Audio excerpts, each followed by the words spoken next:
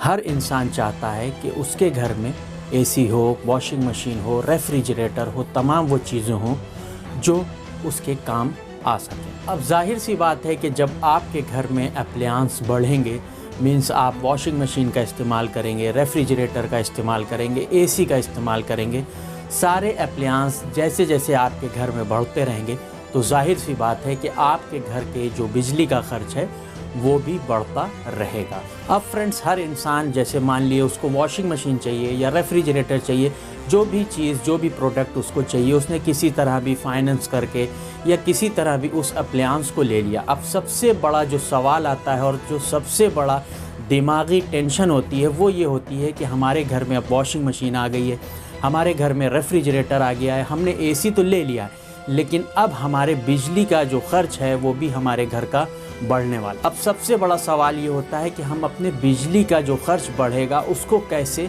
कम करें। हमने एसी ले लिया, हमने वॉशिंग मशीन ले ली, हमारे हिसाब से जो भी हमें अप्लायंस चाहिए था वो हमने ले तो लिया, लेकिन अब जो हमारे मंथ में बिजली का ख़र्च जो भी आता था अब वो उससे ज़्यादा बढ़ने वाला है। तो हम कैसे इन सारी चीज़ों को यूज़ भी कर लें और अपने बिजली के ख़र्च को कम भी करें। तो फ्रेंड्स, आज इस वीडियो में हम आपकी इस टेंशन को ख़त्म करने वाले हैं और कुछ टिप्स देने वाले हैं जिसको अगर आप फॉलो करते हैं तो आप इन सारे प्रोडक्ट को इस्तेमाल भी करेंगे और आपके बिजली का ख़र्च भी कम हो जाएगा। तो वो कौन सी टिप हैं, कौन से फार्मूला है जिसको अगर आप आज़माते हैं तो आप आराम से अपने बिजली का ख़र्च कम कर सकते हैं ये सारे प्रोडक्ट इस्तेमाल करने के साथ। तो फ्रेंड्स, वीडियो स्टार्ट करने से पहले सिर्फ यही कहूँगा कि अगर हमारे चैनल पे नए तो चैनल को सब्सक्राइब ज़रूर कर लें, क्योंकि हम इसी तरह की इंटरेस्टिंग वीडियोस आप लोगों के लिए लाते रहते हैं। तो बिना कोई देरी किए आइए स्टार्ट करते हैं अपना वीडियो।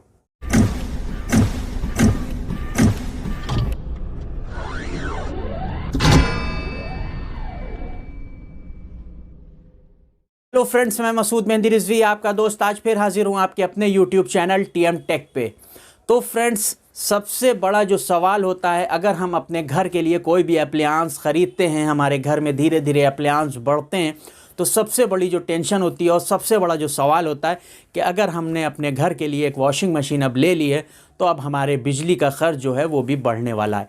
तो आज इस वीडियो में कुछ ऐसी टिप्स हम आपको देंगे ताकि आप अपने घर में सारे अप्लायंस को यूज़ भी करते रहें और आपके बिजली का जो टेंशन है वो भी मैं कम कर दूंगा। लेकिन उसके लिए आपको इस वीडियो को फुल वॉच करना होगा, क्योंकि अगर आपने वीडियो को कहीं से भी स्किप किया तो हो सकता है कि आप पूरी तरह से अपने बिजली के ख़र्च को कम ना कर पाएँ। तो वीडियो को रिक्वेस्ट है मेरी, वीडियो को फुल वॉच करिएगा, क्योंकि ये टिप्स आपके ज़रूर काम आएंगे, क्योंकि आज तक ये सब चीज़ें आपको किसी ने नहीं बताई होंगी।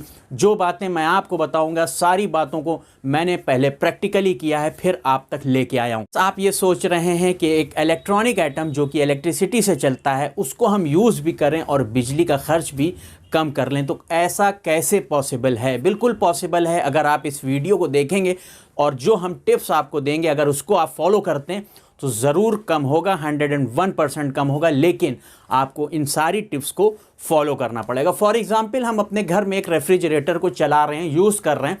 बहुत सी जगह मैंने खुद देखा है और आपने भी शायद ऐसा किया हो कि रेफ्रिजरेटर का यूज़ करते वक्त कुछ बातों का हम ध्यान नहीं रखते हैं। फॉर एग्ज़ाम्पल, हमने रेफ्रिजरेटर का डोर खोला, हमको पानी पीना है, एक बॉटल को हमने निकाला और पानी हम पी रहे हैं, लेकिन हमने रेफ्रिजरेटर का जो डोर है उसको खोल के रखा है और हम पानी पी रहे हैं, हमने उसको बंद नहीं किया। ये आपको नहीं करना है, इन चीज़ों से बचना है। अगर आपको वहीं पर खड़े होकर पानी पीना है तो आप अपने रेफ्रिजरेटर को डोर को खोलें और बॉटल को निकाल के डोर बंद कर दें, फिर आप पानी पिएं, फिर डोर को खोल के बॉटल रख के फिर डोर बंद कर दें। तो अब इससे हुआ क्या कि आपने डोर खोले खोले पानी आप पी रहे हैं, तो जितनी देर आपका डोर रेफ्रिजरेटर का खुला हुआ है, जो उसके अंदर कूलिंग बनी थी वो धीरे धीरे कम होने लगी। अब उससे क्या होगा कि जो आपका कूलिंग सिस्टम है, मींस जो कंप्रेसर है, वो कंटिन्यूअस चलता रहेगा, वो बराबर से उसी तरह काम करता रहेगा और जो भी आपका बिजली का ख़र्चा उसमें हो रहा है, मींस बिजली उसमें ख़र्च हो रही है, वो होती रहेगी। क्योंकि उसके अंदर सिस्टम ये होता है कि आपका जब रेफ्रिजरेटर का डोर बंद है तो आपने फॉर एग्ज़ाम्पल 6 डिग्री टेम्परेचर पे उसको सेट किया हुआ है, तो उसके अंदर जैसे ही 6 डिग्री टेम्परेचर कूलिंग आ जाती है तो आपका जो कंप्रेसर है रेफ्रिजरेटर का वो ऑफ हो जाता है। उसके बाद जब उसके अंदर गर्मी बढ़ती है, वो कूलिंग कम होती है, तो फिर से वो रीस्टार्ट होता है। उससे फ़ायदा ये होता है कि जब आपका कंप्रेसर ऑफ होता है तो उतनी देर के लिए आपकी बिजली बचती है। लेकिन आपने गलती क्या की, आपने वहीं पर खड़े होकर डोर खोल के पानी आप पी रहे हैं, यार कोई भी काम आप ऐसा कर रहे हैं जिसमें आपने इस चीज़ का ध्यान नहीं रखा, आप डोर भी खोले हुए हैं और आप वो अपना काम कर रहे हैं, मीन्स अगर उसमें मान लिया आप कोई सब्ज़ी रख रहे हैं या कोई भी काम उसमें आप कर रहे हैं लेकिन उसका डोर खुला हुआ है, तो आपके बिजली का खर्च ज़रूर बढ़ेगा। तो इस बात का ज़रूर ध्यान रखें कि कोई भी काम है जितनी जल्दी हो सके आप अपने जो रेफ्रिजरेटर का डोर है उसको बंद ज़रूर रखें। अब बात आती है कि हम अपने घर में माइक्रोवेव का यूज़ कर रहे हैं। माइक्रोवेव हमको जो भी हम उसमें वर्क लेते हैं उस हिसाब से हम उसको यूज़ कर रहे हैं, लेकिन हमारा काम ख़त्म होने के बाद अब हम किचन के अंदर कोई और काम कर रहे हैं, लेकिन हमारा माइक्रोवेव अननेसेसरी ऑन है, उसके अंदर सप्लाई जा रही है। अब इससे आप सोचिएगा कि इसमें कितना बिजली का खर्च होगा जब वो वर्क ही नहीं कर रहा है, सिर्फ बल्ब ही जल रहा है मीन्स।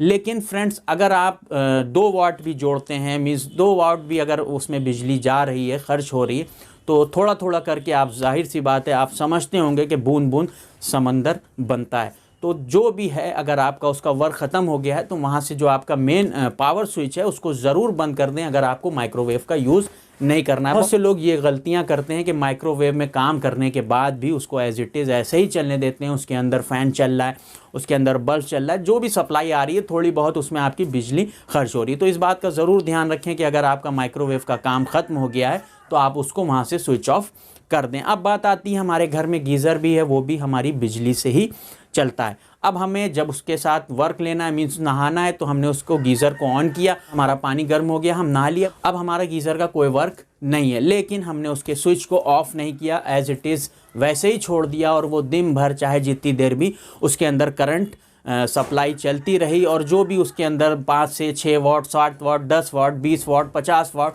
जितने भी वाट है। फ्रेंड्स, बहुत से लोग ये सोचते हैं कि ये वर्किंग में नहीं है तो इसमें बिजली का खर्च नहीं हो रहा होगा, लेकिन हम आपको बता दें कि आपने अपने यहाँ किसी भी बोर्ड में खाली मोबाइल के चार्जर को भी ऐसे ही ऑन करके छोड़ दिया है, उसमें आपने मोबाइल नहीं लगाया, तो वो कुछ ना कुछ वाट, कुछ ना कुछ बिजली आपकी खर्च करता रहता है। तो इन सब चीज़ों से बचें।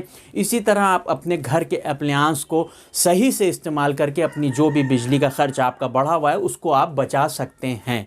अब मान लिया आपके घर में एसी लगा हुआ है, एसी का आप यूज़ कर रहे हैं। आप सबको मालूम है कि एसी हमारा ऑटोमेटिक चलता है, मीन्स उसमें भी हम टेम्परेचर को सेट करते हैं। एग्जाम्पल, हमने 18, 20, 22, 24, 26, 25 जितने भी सेट किया है, वो उसका सिस्टम ये है कि जितने पे आप रूम का टेम्परेचर को सेट करेंगे एसी में, जब आपके रूम का टेम्परेचर उतना हो जाएगा तो जो भी आपका कूलिंग का सिस्टम है, मीन्स जहाँ पर आपका कंप्रेसर लगा हुआ है, जो कूलिंग आपके रूम के अंदर दे रहा है, वो सिस्टम कट ऑफ हो जाएगा उतने टेम्परेचर आने के बाद। तो जितनी देर उसको रेस्ट मिलेगा उतनी देर आपकी बिजली का जो भी खर्चा हो रहा था उससे आपको वो बचाएगा, मीन्स वो खर्चा रुक जाएगा।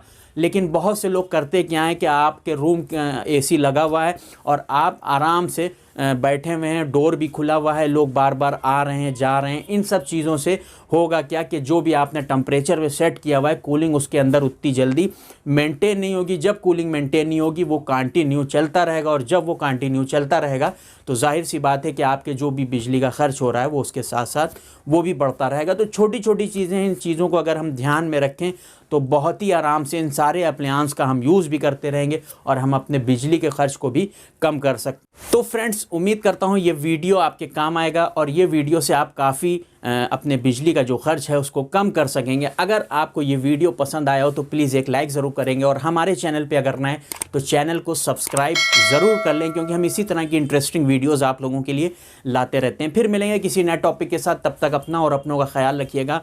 Good bye.